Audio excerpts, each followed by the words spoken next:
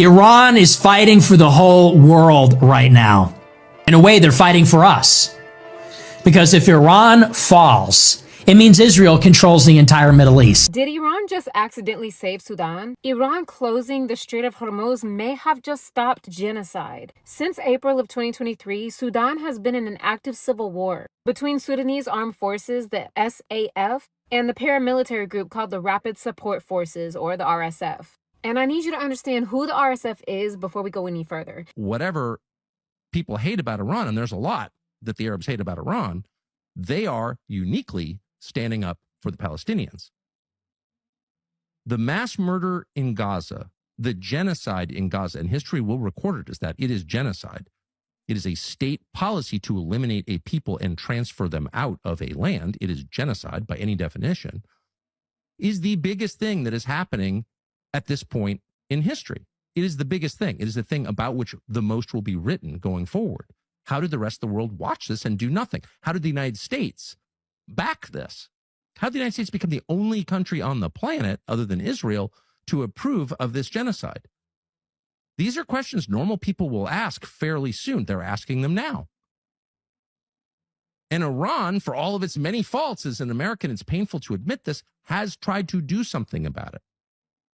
So long term, that doesn't hurt Iran, whatever their motive for doing that.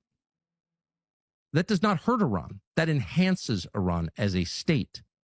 That 30% that you seen come off your gas prices, prepare for it to come back and then some. The Strait of Hormuz is officially closed once again. Come on, sip a little tea with Auntie. Let's talk about it. I know today was supposed to be the day that they sign a deal, y'all.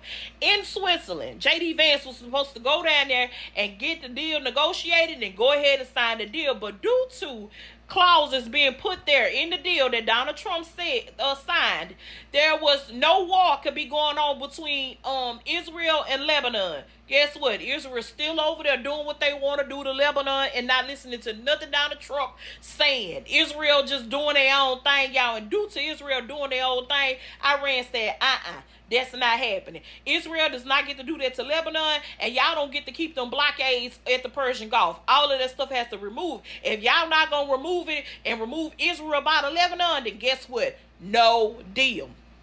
No deal. With the Strait of Hormuz closed, y'all, ain't no oil coming into the United States. And let's talk about this. A lot of people are not talking about it. Our emergency, hear me good, emergency oil reserve, emergency, y'all, can hold up to 700 and something odd million barrels of oil, y'all. We are currently in our emergency, I got to keep putting that out there, our emergency reserve, y'all, down to half of that. 300 and something million is what we have left in our emergency oil reserve. And keep in mind, on a day-to-day basis in the United States, we use about 21 million barrels of oil a day. How long do you think it's going to take for that 300 and something to dwindle down to nothing at all if they don't end this war? Where's Congress? Why are they allowing this unhinged ass man to just do whatever he please? Why is the United States not putting their chin up and chest out and telling Israel, y'all on y'all own with their foolishness, but you letting them determine, how much gas we have in the United States, how much your people are suffering who can't afford to even get gas and groceries no more. It's sad to say the least, but that's what's currently going on. No deal, y'all. The Strait of Hormuz is closed once again. Thank y'all for sipping a limo tea with Auntie. Bye, y'all. Hi guys, welcome back to my channel. I hope you are doing great wherever you are watching us from. While the headlines focus on missile, there is a much bigger story unfolding behind the scenes. Anyway guys, let's dive straight into the video. Don't forget to subscribe to my channel, like and share the video to help the channel out. I'll be back with my commentaries. Been stating that they need some time to regroup, restock, rearm themselves offensively and defensively to get ready for the final battle. Not hiding it, are they? Not even that. So if that's already not, the sort of red herring, I don't know what else is. But the bigger picture is this, Andrew. The Iranian people have not lost 40,000 people on January 8th and 9th for the Strait of Hormuz or for the nuclear deal. They've been fighting for liberation, and they've been under occupation for 47 years. This is where my focus is. And at the end of the day, we believe as Iranians that once liberated, not only the world will be rid of every aspect of antagonism that this regime has brought into place, but it will change entirely the dynamics of the Middle East and beyond. How much longer can Iran sustain the closure of the Strait of Hormuz? Indefinitely. Because it harms your economy too, doesn't it? For us, it is a fight for survival. For you, it is a fight to sustain the Epstein class and ethno-supremacism in Palestine. Why do you keep for bringing you, up? it's a war of Why do you choice. bring up Jeffrey Epstein in this context? What's the logical leap there? It's very clear. It's very clear what class of people are in charge in your countries. That class of people are the people who have control. They're the ones who own the media. They're the ones who control the government. They're the ones who start unprovoked wars time after time. This is not the first war that you've imposed upon this region, or Iran for that matter. And we just saw yesterday a key American anti-terrorist official resigned, saying the truth that we all knew, but you tried to hide. And that is Iran was no threat to the United States, and that this war was carried out because of the Israeli regime and its powerful lobby. So what I'm saying is basically what he is saying. That powerful lobby is the Epstein. Did Iran just accidentally save Sudan? Iran closing the Strait of Hormuz may have just stopped genocide. Since April of 2023, Sudan has been in an active civil war between Sudanese armed forces, the SAF, and the paramilitary group called the Rapid Support Forces, or the RSF.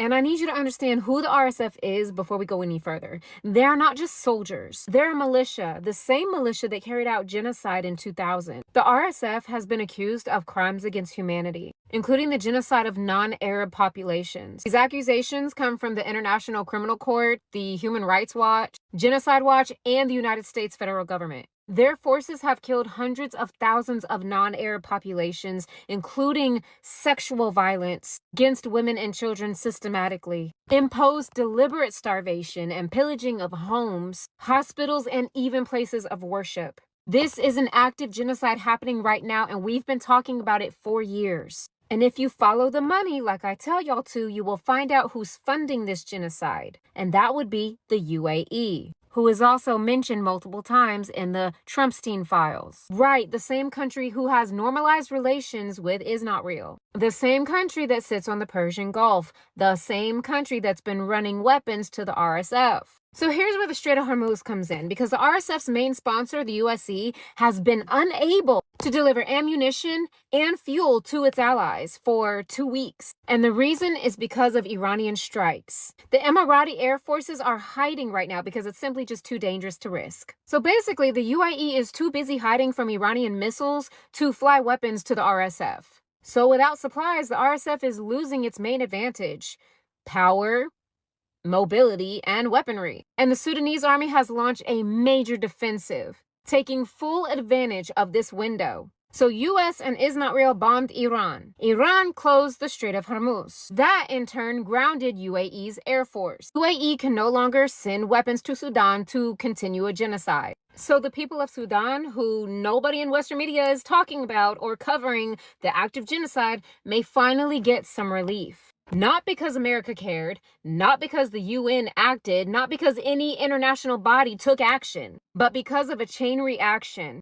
This is how interconnected the world really is. That is why you cannot fully understand a conflict in isolation. You gotta understand all of it. You gotta see the whole picture. Reading is important, people. Research is important, people. History is important, people. And listening to voices from these cultures is important. And please keep in mind that the same country that's clutching their pearls because of what's happening in Israel right now in Tel Aviv, please remember that they were the same country that was actively ignoring and turning a blind eye to active genocide. They were not worried about it or clutching any handbags when there were weapons being flown to Sudan to unalive and grape Sudanese women and children. The USA has sanctioned Iran for decades, but it never sanctioned the UAE for actively participating in genocide in Sudan. Let that sink in. See, the UAE is an ally, so they get to have the label of partner. But Sudan is Black, African, Muslim, so it barely gets a headline. You already know why. So I'm telling y'all that the same war y'all think is just about it's not real and oil has its nasty ass tentacles into a genocide happening in Africa. And the people doing the genocide are American aligned. The Sudanese people deserve their story to be told. So please share this video, comment, repost, post it to your story, do all the things. Continue to keep your eyes on the Middle East and on Africa. And please remember, this story does not have heroes, nor does it have villains. And context matters. Truth matters. History matters. And consequences are not an attack. This is a message from the blacks to the Iranian military. We don't have nothing to do with the United States. So please, if there's any way you can leave us out of it, we have a number, we have an email address. Black Twitter is up and running. If you can just tweet us what's going to happen before it happens so that we can move accordingly. We just want to put it out there. The United States does not represent us. Anything they say is being told against our will. We promise you we do not agree with anything they are saying. We as a black community, we have been, oppressed for a very long time. We are all very tired, but we're also a really, really good time. So we just feel like if we can just all get on the same side, if we can just have a little chat before anything happens, not saying anything will happen, but in the event that it does, can the blacks get a heads up first? I mean, I just ran the other day, so we really have a lot in common already. We keep inviting people to the cookout, but it's not a real cookout, but for you, we can put a little something on the grill. If there's something that you like, if you like chicken, if you don't eat the red meat, that's fine. We can really throw down with chicken and shrimp. It's really whatever you want. Just let us know ahead of time. So yes, if there's any information that you have, please tweet at Black Twitter, #Black Twitter, so we can spread the word in our community. We won't tell nobody else. We promise you. We don't believe in snitching here. You tell us, it's lips sealed, zipped, put away, key thrown away. Yeah, just let us know. Oh my good God, people. My wife just woke me up from an amazing sleep to show me something more amazing. Before I tell you, I'm going to do this. I salute Iran. Iranian, you guys are absolute lions of this earth. Now, I'm going to get back to the thing. I've got 2 points. Israel has ran to Donald Trump. Do you guys remember with the 2 days ago when Donald Trump called for ceasefire and Israel thought that they're top dog and they're going to still go and attack Iran's nuclear facilities. Then Iran attacked back with the might that they did. Israel panicked and they ran to Donald Trump. Israel is only good at shooting at babies with stones. They don't know how to fight against real men, as you can see. So to me and to everyone, congratulations. For everyone who stood for Iran, congratulations. For everyone who's standing up for Palestine, congratulations, because Iran has just showed the world that we can liberate Palestine. And it's about time we will liberate Palestine. To every single one who stood up for Palestine, for every single one who stood up for Iran, God bless you. And I don't know, man, I'm just happy. Just happy. God bless you all. Iran says it's closing the Strait of Hormuz because Israel will not stop striking Lebanon. And they simply won't. They're going to demolish everything anywhere near the border. They're just going to keep bombing and they're not going to stop. And who didn't predict this? Who didn't predict that Israel just won't stop? So much for keeping the strait open. So much for peace. Yeah. This is kind of a sad development, but I don't think this is shocking anybody.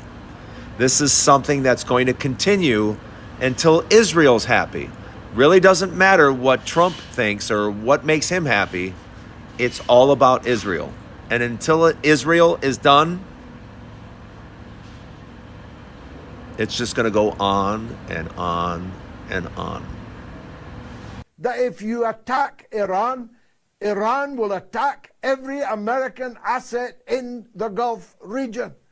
And now they're shocked that Iran has done so. Perhaps what they're really shocked about is the power of the Iranian response, the indefatigability of the Iranian response. Every day, every night, hundreds and hundreds of missiles and drones are taking a terrible toll on the putative American invasion force. Every single American base has been evacuated. The hotels to which the armed services have repaired have been forensically taken out and destroyed. the AWACS, an airplane of almost indescribable value, hundreds of billions of dollars worth of AWAC planes have been obliterated on the ground in the American air base in Saudi Arabia. The United Arab Emirates is close to collapse, and every American target in it is now adjudged to be a legitimate target, and every part of the United Arab Emirates. I hate speaking ill of them. I know that I have so many friends there. I spent so much time there. I spent so many hours with the founder of the state, the late and great Sheikh Zayed. I hate speaking ill of it. Believe me, I do. But they have to realize that they checked into the Karma Cafe, where there's no menu. You just get what you deserve. And when you have sold your country to the Israelis and the Americans, and when attacks on your neighbor are being mounted from your territory, what exactly did you expect to happen? Don't be saying too much about Iran. They said that we're cool. They said that we are cool. They said African Americans have been through a lot. So don't say too much. Don't go over there and don't be doing too much. And you know, if you look like us and you wearing that camo, you better not be doing too much. Because they said that we cool. They said that we cool. So I just want to let y'all remember that. Like, they said that we cool. They know that we kidnapped. They know that we're hostage. We have no nationalism in this bitch. We ain't got no say. We ain't got no motherfucking... I ain't got no say. I ain't got no say. You see, we try to give them a black woman president. An actual... Like, and she's still not even African American. The bitch is everything but... we got the lightest one. They didn't even want her. They didn't even want her. Obama doesn't count. Obama's not African American. He's not black American. He doesn't count. His dad's Kenyan. Doesn't. We have no say about anything. Don't even look at Obama. Don't look at Kamala. They don't represent us. We ain't got to say. Iran, I can run. You just need to, you know what I'm saying? Hit a little, okay? Please. I'm telling you right now, I'm not playing. I ain't got nothing to do with this shit. Go get him, though. Welcome back, guys. One of the biggest takeaways from everything happening is just how quickly diplomacy can fall apart. According to the reports highlighted in this video, negotiations were attempted to reduce tensions, but those efforts failed. Instead of the escalation, the region moved even closer to a bigger conflict. When diplomacy breaks down, military action usually follows, and history has always shown that civilians always bear the greatest cost. Another major issue is the Strait of Hormuz. This isn't just another body of water, it's one of the world's most important shipping routes for oil. Any disruption there affects fuel prices, shipping costs, inflation, and eventually the everyday expenses of families around the world. So this isn't just a Middle East story, it's a global economic story. One point raised in the discussion is how interconnected today's conflicts have become. A military action in one country can create ripple effects around several others, changing supply chains, alliances, and even ongoing wars everywhere. That reminds us that international conflicts are rarely isolated events. Decisions made by powerful governments can affect millions of people who had absolutely nothing to do with those decisions. The conversation also raised another uncomfortable question. Why do some humanitarian crises dominate international headlines, while others struggle to receive sustained attention? Sudan has experienced an enormous humanitarian catastrophe, which millions display an widespread report of atrocities during the ongoing civil war. Yet, many people feel that coverage has been inconsistent compared with other international conflicts. That frustration isn't about minimizing anyone else's suffering. It's about asking why all human lives don't seem to receive equal attention. Another theme running through the reaction is growing public skepticism. More and more people are questioning whether endless military escalation actually creates lasting peace. After decades of costly wars around the world, many citizens has become deeply skeptical whenever military solutions are presented as the first or only option. People increasingly want diplomacy before destruction, negotiation before escalation, and accountability for decisions that could pull entire region into even bigger wars. The video also includes humorous reaction from social media users joking that they don't want to associate with government foreign policy. The jokes may be funny, but underneath the humor is a serious point. Many ordinary Americans feel they have little influence over foreign policy decisions, even though they could ultimately bear the consequences through military service, higher living costs, or economic instability. That's a frustration that crosses many communities. At the end of the day, government makes decisions, but ordinary people often pay the price. Whether it's families in Iran, Israel, Lebanon, Sudan, Gaza, or the United States, civilians are the ones living with fear, displacement, rising costs, and uncertainty. That's why so many people continue calling for diplomacy, restraint, and greater accountability before another conflict spiral even further out of control. This situation is still unfolding, and the facts can change quickly as new information becomes available. One thing is already clear: when diplomacy fails, everyone faces the consequences, not just the government making the decision. Anyway guys, what do you think about this video? Drop your thoughts in the comment section, and don't forget to subscribe to my channel, like and share the video to help the channel out. See you in my next video. For now, peace.